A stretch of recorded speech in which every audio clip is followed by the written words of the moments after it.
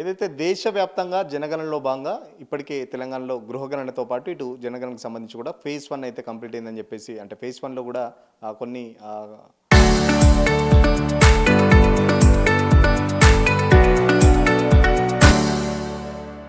Enumerate సంబంధించి వివరాలు అయితే సేకరిస్తున్నారు. సో ఇదే అంశంపై మనతో మాట్లాడడానికి తెలంగాణకు సంబంధించి ప్రాజెక్ట్ డైరెక్టర్ భారతి హోల్కేరి ఉన్నారు మేడం.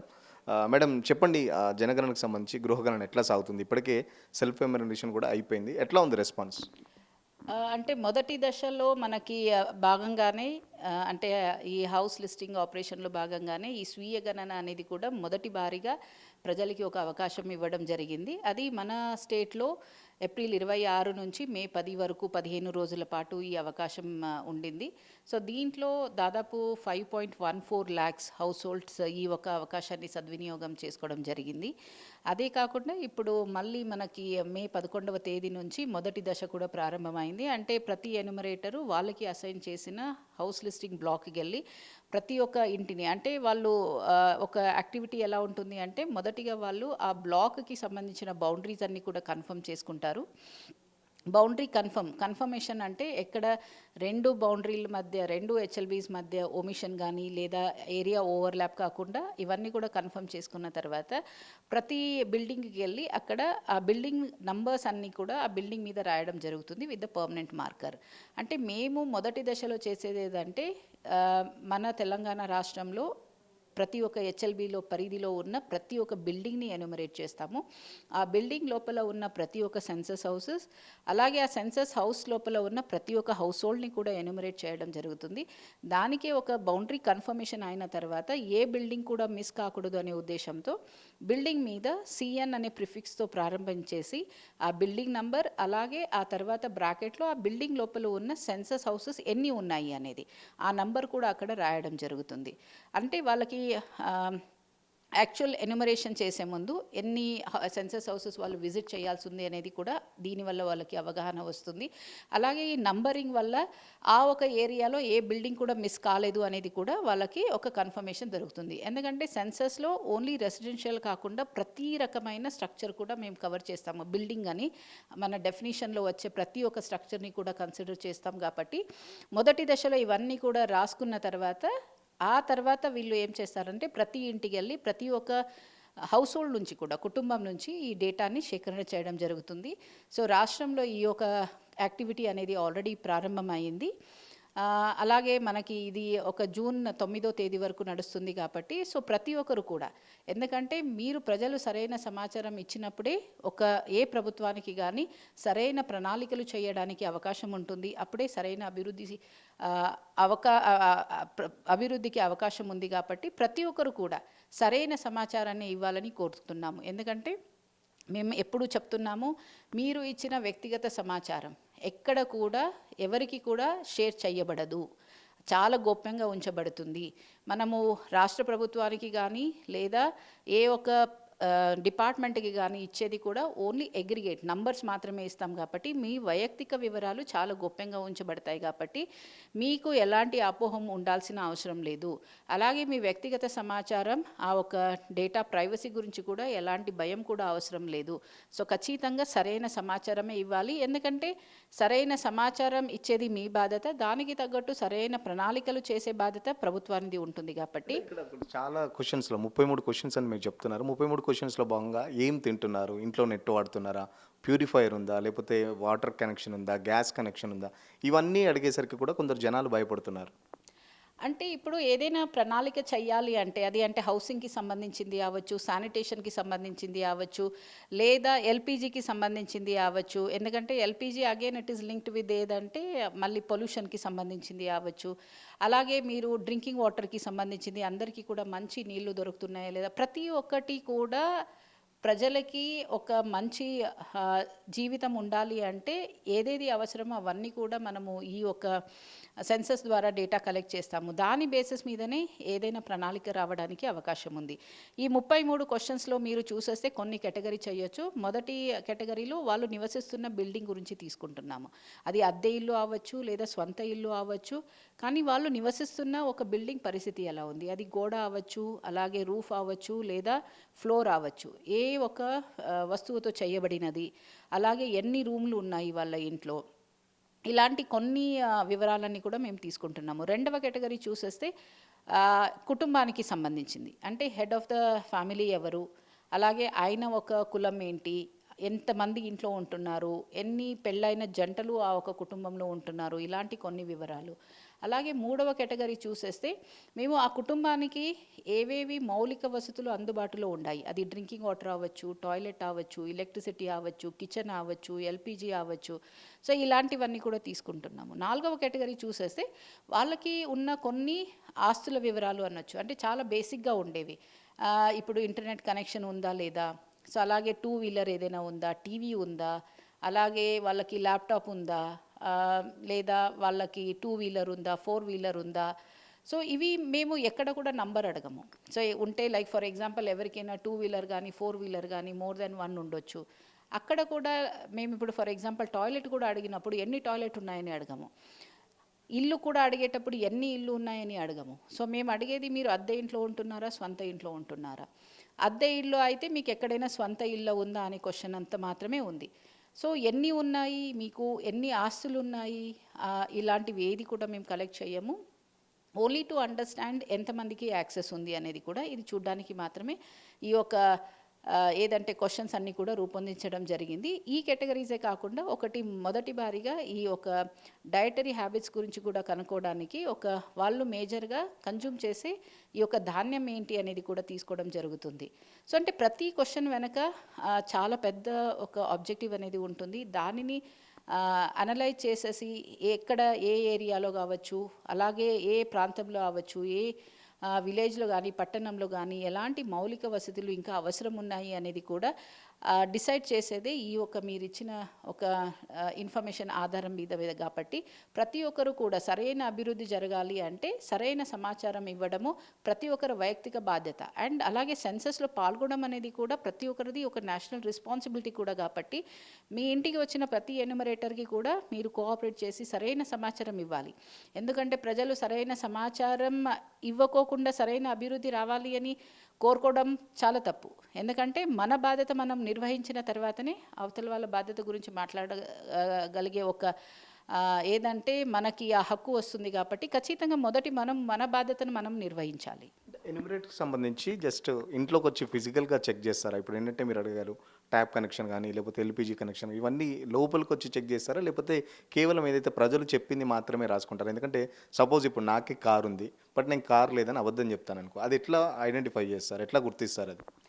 అంటే సెన్సస్లో మనం ఎప్పుడు కలెక్ట్ చేసే డేటా అనేది సెల్ఫ్ డిక్లేర్డ్ డేటా ఇది. సో దానికి సంబంధించిన ఎలాంటి ప్రూఫ్ కూడా మనం అడగము.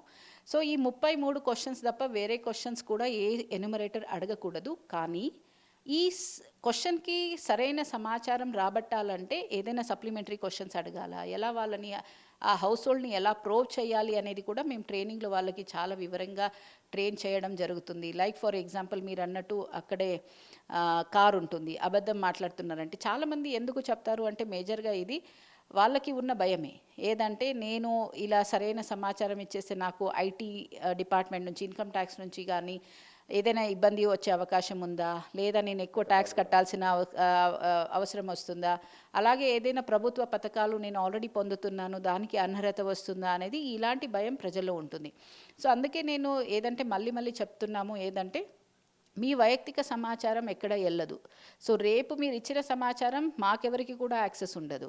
అలాగే ఏదంటే ఈ రాష్ట్ర ప్రభుత్వానికి యాక్సెస్ ఉండదు, ఏ డిపార్ట్మెంట్కి కూడా ఇది యాక్సెస్ ఉండదు. అంత గోప్యంగా ఈ ఒక డేటా ఉంచబడుతుంది. కాబట్టి మీకు సంబంధించిన ఏ వైయక్తిక వివరాలు కూడా ఎవరికి అందుబాటులో ఉండదు.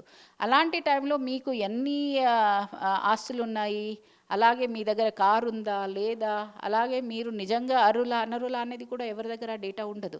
కాబట్టి ఎవ్వరు కూడా ఇలాంటి భయం పడాల్సిన అవసరం లేదు. చాలామంది ఈ ఒక భయంతోనే సరైన సమాచారం ఇవ్వరు.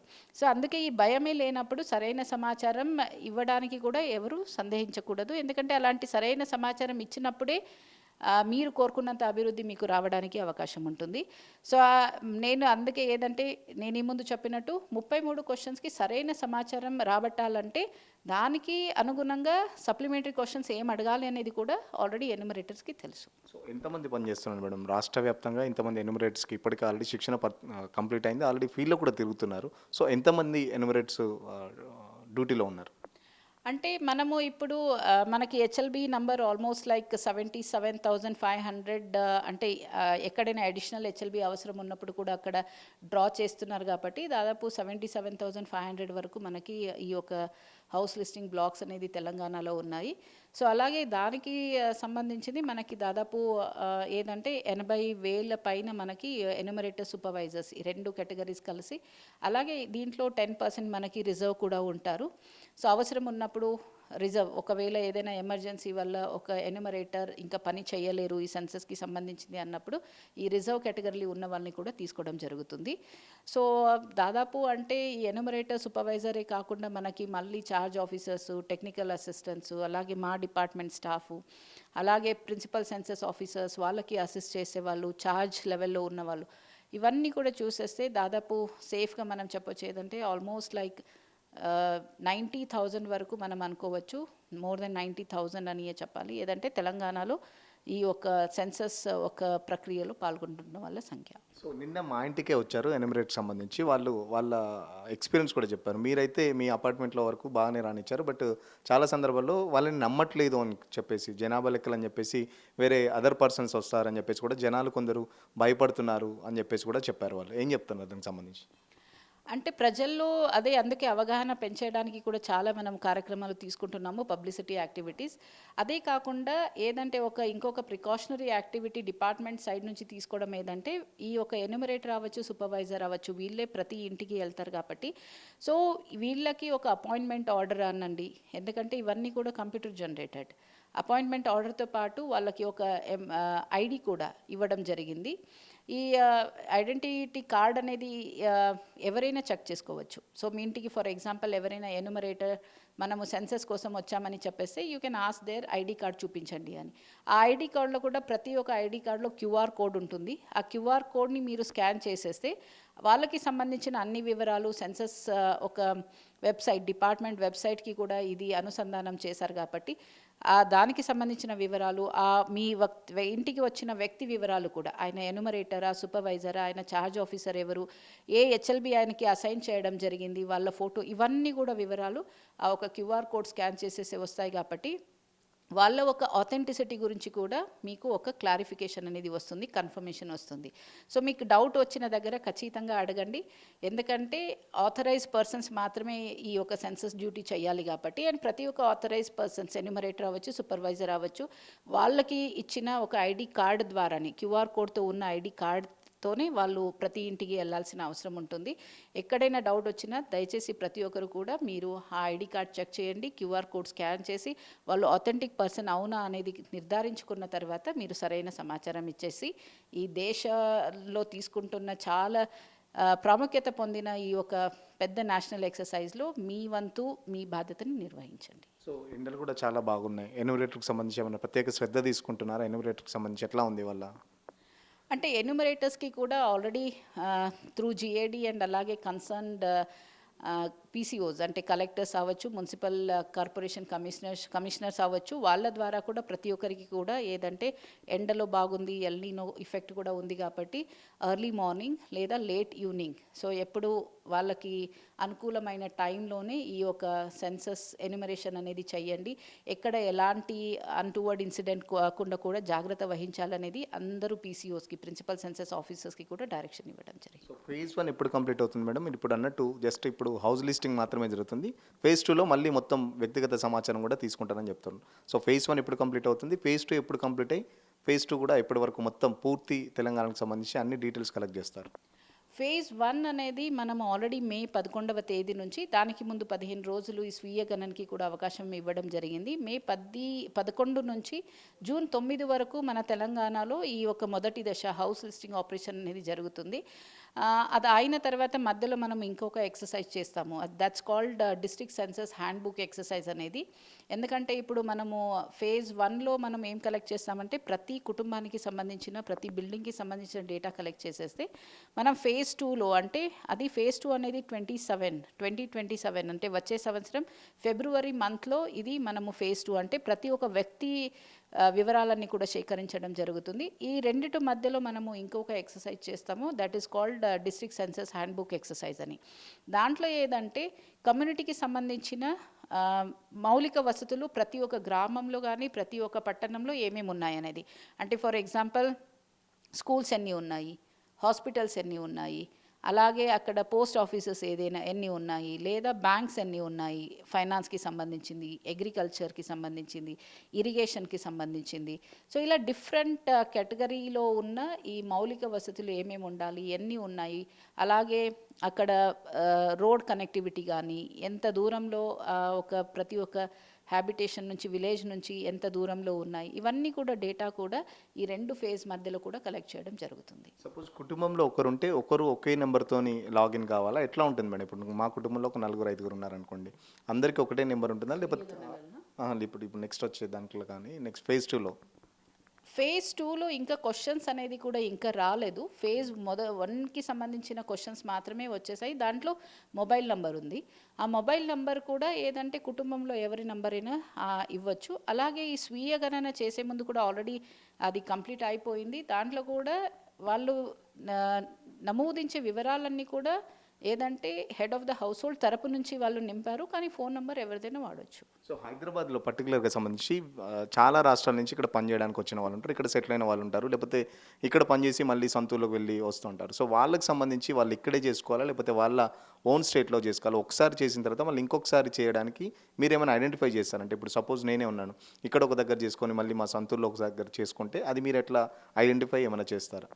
అంటే సెన్సస్లో ఏదంటే మనము ముఖ్యంగా పాలించేది ఏదంటే ప్రతి ఒక్కరిని కూడా మనం కవర్ చేయాలి. 100% కవరేజ్ వితౌట్ ఓమిషన్ అండ్ డూప్లికేషన్ అంటాము. అంటే ఎవరిని కూడా మిస్ కాకూడదు, ప్రతి ఒక్కరిని కూడా కౌంట్ చేయాలి, కానీ ఒకరిని ఒకేసారి కౌంట్ చేయాలి అనేది.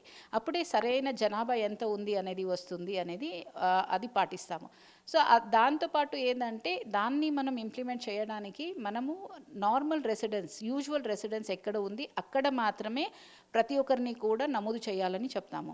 అంటే ఫర్ ఎగ్జాంపుల్ మీరు చెప్పినట్టు వేరే రాష్ట్రం నుంచి హైదరాబాద్కి వచ్చి ఇక్కడ ఏదంటే జాబ్ పర్పస్కి వచ్చి ఇక్కడ ఉన్న వాళ్ళు ఉంటారు.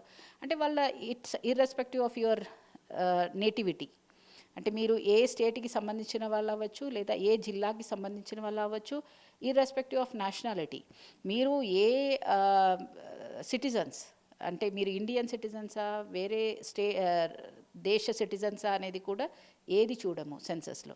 సో ఎక్కడ వాళ్ళు సాధారణంగా నివసిస్తున్నారో అక్కడే వాళ్ళని ఎన్యుమరేట్ చేయాలి. సో ఇక్కడ మీరు జాబ్ పర్పస్ కావచ్చు, లేదా ఏదైనా ఎడ్యుకేషన్ పర్పస్ అవ్వచ్చు, లేదా మీరు ఏదంటే ఏదో నేను 6 months ఇక్కడ ఉంటున్నాను అనేది ఏదేనైనప్పటికీ కూడా మీరు సాధారణంగా నివాసం ఈ టైంలో ఎక్కడ ఉంటారో అక్కడే చేసుకోవాలి. లైక్ ఫర్ ఎగ్జాంపుల్ టెంపరీగా ఏదైనా మీరు అవైలబుల్ లేరు అంటే, సో అది లైక్ ఫర్ ఎగ్జాంపుల్ టెంపరీగా మీరు ఎవరైనా మీ ఇంటికి బంధువులు వచ్చేసారు, హాలిడేస్ ఉన్నాయి, ఇప్పుడు మీ బంధువులు ఇక్కడ ఉంటున్నారు, లేదా ఏదో హాస్పిటల్ పర్పస్కి ఎవరో హాస్పిటల్కి వచ్చేసారు, అలాంటి ఈ టెంపరీగా అబ్సెన్స్ ఉన్న వాళ్ళని మనము కన్సిడర్ చేయము. వాళ్ళ ఇల్లు ఎక్కడ ఉంది అక్కడే కన్సిడర్ చేస్తాము. కానీ సాధారణంగా నివాసం అంటే మీ ఫర్ ఎగ్జాంపుల్ ఎడ్యుకేషన్ కోసం కానీ ఉద్యోగం కోసం కానీ వచ్చిన వాళ్ళు ఇక్కడే ఇల్లు తీసుకొని ఇక్కడే ఉంటున్నారు, లేదా ఒక హాస్టల్లో ఉంటున్నారు, రెసిడెన్షియల్ స్కూల్లో ఉంటున్నారు అంటే అక్కడే వాళ్ళని కవర్ చేయడం జరుగుతుంది. చూస్తున్నారుగా, ఖచ్చితంగా ఏదైతే జనగణన ఫేజ్ 1లో ఎవరు కూడా భయపడొద్దు, మీ వ్యక్తిగత సమాచారం ఎట్టి పరిస్థితుల్లో బయట వాళ్ళకు వెళ్ళదు. సో ఖచ్చితంగా ఎన్యుమరేటర్స్ ఎవరైతే ఇంటికి వస్తారో వాళ్ళకు ఖచ్చితమైన సమాచారం ఇస్తేనే ప్రభుత్వ పథకాలు కానీ, లేకపోతే ప్రభుత్వం దగ్గర ఒక నిర్దిష్టమైన ప్రజలకు సంబంధించి ఏదైనా చేయాలనుకుంటే ఖచ్చితంగా మీరిచ్చే వివరాలు మాత్రమే ప్రభుత్వం ఏదైనా సహాయ పథకాలు కానీ ఇంకేమన్నా స్కీమ్స్ కానీ ప్రవేశపెట్టాలంటే మీరు ఇచ్చే సమాచారం ఖచ్చితంగా ఉంటుంది, అది చాలా గోప్యంగా ఉంటుందని కూడా చెప్తున్న పరిస్థితి. ఇప్పటికే ఫేజ్ 1 కూడా స్టార్ట్ అయింది. సో ఎన్యుమరేటర్లు ఇంటికి వచ్చినప్పుడు కూడా ఎవరు భయపడద్దు, ఖచ్చితంగా వాళ్ళు జనాభా లెక్కలకు సంబంధించి లేకపోతే గృహగణనకు సంబంధించి వచ్చిన వాళ్ళ దగ్గర ఐడి కార్డ్స్ ఉంటే వాళ్ళ దగ్గర ఫుల్గా చెక్ చేసుకొని మీరు భయపడకుండా పూర్తి సమాచారం ఇవ్వాలని చెప్పేసి కూడా ఐఏఎస్ భారతి మేడం చెప్తున్న పరిస్థితి. వీడియో జర్నలిస్ట్ సతీష్తో సురేష్, ఆర్టీవీ కోసం, హైదరాబాద్.